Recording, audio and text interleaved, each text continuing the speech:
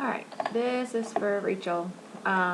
Here is the Knit Picks yarn winder. It will come in a few pieces. Sorry. Here you go. That's what you put your yarn on. Here is the handle for the crank. It goes underneath, or you can attach this piece which goes onto the table, which I find is a little bit better. So you make sure you tighten it from the bottom.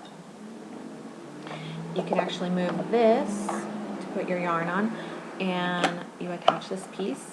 Make sure it's secure, so if you twist it. I'm going to go ahead and cheat and use my yarn that I've already used before. And just to show you, you would first go ahead and put it through, and it has a slot right here for it. Then you feed it, and so it kind of hooks underneath right there. I'm sorry, you can't see that. Here we go.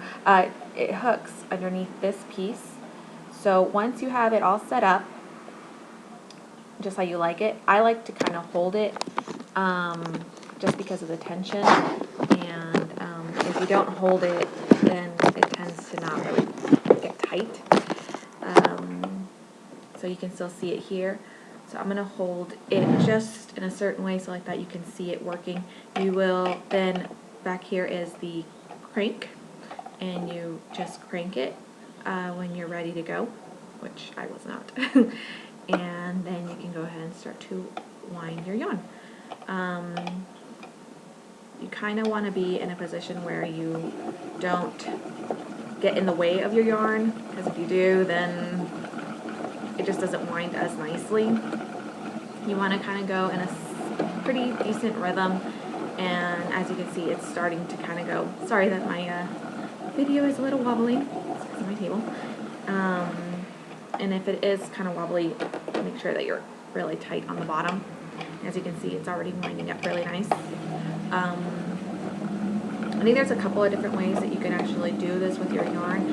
If you have a really large skein, you're probably going to have to do it in pieces, because once it gets to the outer edges here, it kind of will start to go overlapping, and if it overlaps, then it doesn't create that nice little yarn cake, if you want to call it.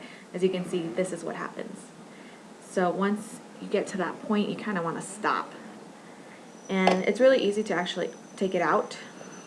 You can almost go backwards, really. And once you get to that point where you're pretty much done, then you can just pull it out. Let me go ahead and undo all of this damage, sorry.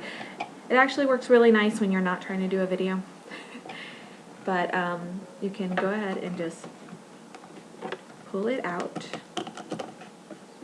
like this, and the top is still available, as you can see, and you can just pull once you're working with it, and it creates a nice center pull. I hope that helps.